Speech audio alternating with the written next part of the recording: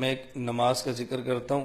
عموماً ہمارے ہاں فرائض ادا کیے جاتے ہیں، واجبات ادا ہوتے ہیں، سنن موقدہ ادا ہوتی ہیں، اور بعض وہ نمازیں جو سنن موقدہ نہیں ہیں، نوافل ہیں، لیکن بے حد مفید ہے، اس طرف ہماری عام طور پر توجہ نہیں جاتی، اور توجہ جائے بھی تو ہم چھوٹے چھوٹے شکوک و شبہات سے ڈر کر اس کا کھل کے اظہار نہیں کرتے۔ اس نماز کا نام ہے صلاۃ التسبیح۔ کیا نام ہے؟ صلاۃ التسبیح۔ اس کو سنیں بھی، طریقہ بھی ذہن میں رکھ لیں اور پڑھنے کی نیت بھی کر لیں۔ یہ سنن ابی داؤد کے اندر بھی ہے، جامع ترمذی کے اندر بھی ہے، سنن ابن ماجہ کے اندر بھی ہے۔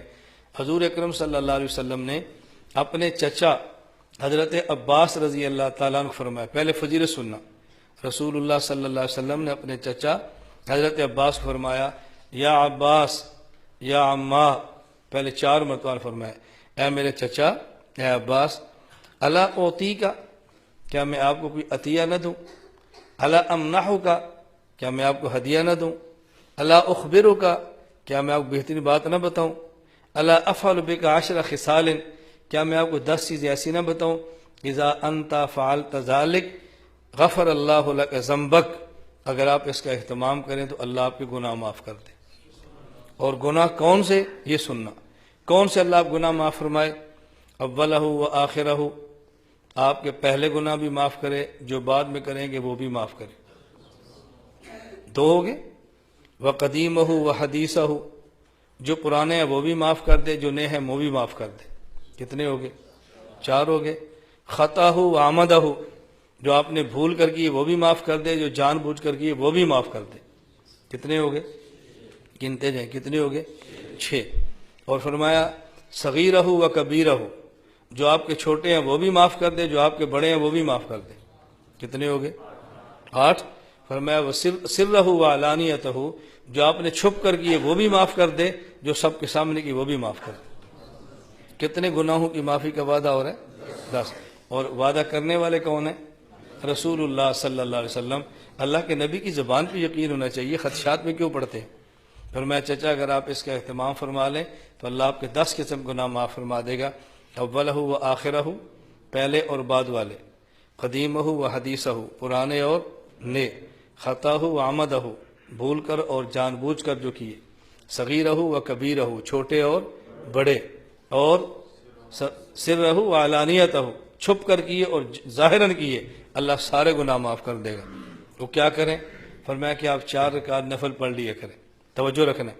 ان میں جب آپ پہلی رکعت پڑھیں تو سبحانک اللہ پڑھیں، اس کے بعد ثنا کے بعد آپ 15 بار پڑھ لیں، سبحان اللہ والحمد للہ ولا الہ الا اللہ واللہ اکبر، پھر اعوذ باللہ، پھر بسم اللہ، پھر سورۃ الفاتحہ، اور پھر سورت، اور پھر 10 بار پڑھیں سبحان اللہ والحمد للہ ولا الہ الا اللہ واللہ اکبر۔ پھر آپ رکوع میں جائیں، رکوع کی تسبیحات پڑھیں، سبحان ربی العظیم 3 بار، 7 بار، 9 بار طاق جو ہے، اور پھر آپ 10 بار پڑھیں سبحان اللہ والحمد للہ ولا الہ الا اللہ واللہ اکبر۔ پھر آپ کھڑے ہو، جیسے کہتے ہیں قوما، سمع اللہ لمن حمدہ ربنا لک الحمد، یہ پڑھیں، اور اس کے بعد پھر آپ 10 بار پڑھیں سبحان اللہ والحمد للہ ولا الہ الا اللہ واللہ اکبر۔ پھر سجدے میں جائیں، پھر سجدے کی تسبیح سبحان ربی الاعلیٰ 3 بار، 5 بار، 7 بار، 9 بار طاق، پھر 10 بار پڑھیں یہی سبحان اللہ والحمد للہ ولا الہ الا اللہ واللہ اکبر۔ پھر آپ سجدے سے اٹھیں، اسے کہتے ہیں جلسہ، بیٹھیں، اس میں پھر آپ پڑھیں 10 بار سبحان اللہ والحمد للہ ولا الہ الا اللہ واللہ اکبر۔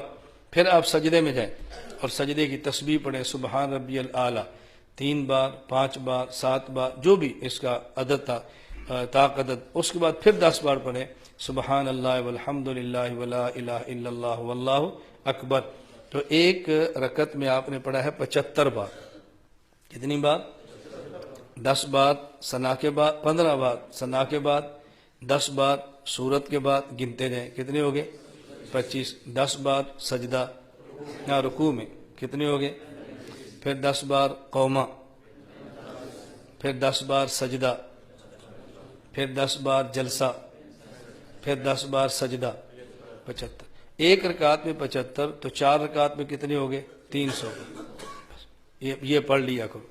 اور پھر اللہ کے نبی نے کیا ارشاد فرمایا، ان استطعت ان تصلیھا فی کل یوم مرۃ فافعل، اگر آپ ہر روز ایک بار پڑھ سکتے ہیں تو ضرور پڑھیں۔ فإن لم تفعل، اگر ہر روز نہیں پڑھ سکتے، ففی کل جمعۃ مرۃ، پھر آپ ہفتے میں ایک بار پڑھ لیں۔ فإن لم تفعل، اگر آپ ہفتے میں ایک بار نہیں پڑھ سکتے، نہ آپ نہیں پڑھ سکتے، تو پھر ففی کل شہر مرۃ، آپ مہینے میں ایک بار پڑھ لیں۔ اگر آپ ایک مہینے میں ایک بار نہیں پڑھ سکتے، ففی کل سنۃ مرۃ، پھر سال میں ایک بار پڑھ لیں۔ اور اگر آپ ہر سال ایک مرتبہ نہیں پڑھ سکتے، فإن لم تفعل ففی عمرک مرۃ، تو میرے چچا عمر میں ایک مرتبہ آپ ضرور پڑھ لیں۔ تو آپ اس کی نیت کر لیں ہر روز، اگر ہر روز نہیں تو ہفتے میں ایک بار، ہفتے میں ایک بار نہیں تو پھر مہینے میں ایک بار، مہینے میں ایک بار نہیں تو پھر سال میں ایک بار، اور سال میں ایک بار نہیں تو پھر زندگی میں ایک بار۔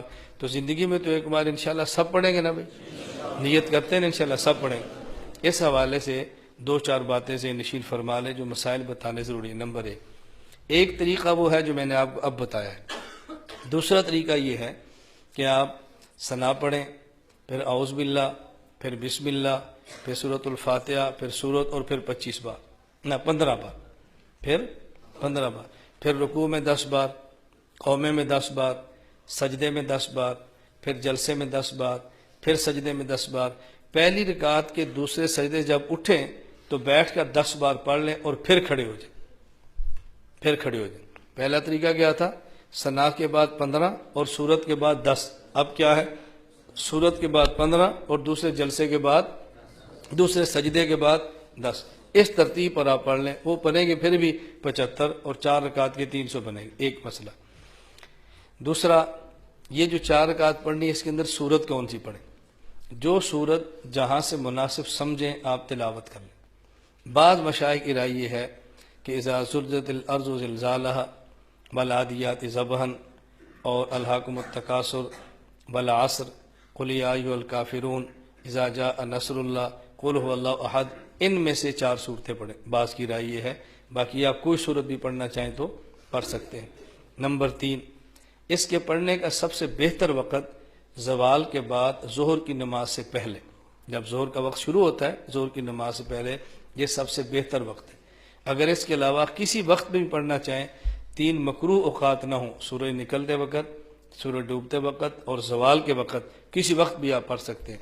چوتھا مسئلہ، یہ آپ نے 300 کا عدد پورا کرنا ہے، اور اگر کسی موقع پر بھول جائیں، 10 بار رہ جائیں، تو اس کو اگلے رکن میں پورا کریں۔ اگلے رکن کا معنی، مثلا آپ نے قیام میں پڑھنا تھا 15 بار اور پڑھ لیا 10 بار، 5 بار رہ گیا، تو رکوع میں 5 مرتبہ مزید پڑھ لیں۔ اگر رکوع میں رہ گیا، اس کے بعد قومہ ہے، قومے میں نہیں پڑھنا، یہ واجب ہے، رکن نہیں ہے، رکن میں پڑھنا ہے۔ نہ تو قومے میں پڑھنا ہے، نہ ہی 2 سجدوں کے درمیان جلسے میں جو رہ گیا اس کو پڑھنا ہے، نہ ہی 2 سجدوں کے بعد جب بیٹھے رہ گیا تو وہ پڑھنا ہے۔ یا قیام میں پورا کریں، یا رکوع میں پورا کریں، یا سجدے میں پورا کریں، اور یا آخری اتحیات میں بھی پورا کر سکتے ہیں۔ کیوں؟ آخری اتحیات فرض ہے، اور وہاں آپ پڑھنا چاہیں تو وہاں بھی پڑھ سکتے ہیں، درمیان میں جگہوں پر نہ پڑھیں۔ ان چیزوں کا آپ خیال کریں کہ میں نے چند ایک اس کے متعلق آپ کو مسائل بتائے ہیں، اور اس حوالے سے جماعت نہ کرائیں، اکیلے اکیلے پڑھیں۔ اب تو ہمارے ہاں ایک عجیب مسئلہ شروع ہوا کہ صلاۃ و تسبیح کا اعلان ہوتا ہے اور عورتیں جماعت کراتی ہیں۔ جی مرد نہیں، عورتیں، ہم کہتے ہیں مرد جماعت نہ کرائیں، اب عورتیں جماعت کے لیے تیار بیٹھی ہیں۔ اس لیے جماعت نہیں کرانی، انفراداً پڑھنا ہے، گھر میں پڑھیں، خلوت میں پڑھیں، نوافل ہیں، اور سب سے بہتر یہی ہے۔ باقی مسجد میں آ کر پڑھیں تب بھی حرج نہیں ہے، لیکن جماعت کا اہتمام نہ کرائیں۔ اللہ تعالی ہم سب کو اہتمام کی توفیق عطا فرمائے۔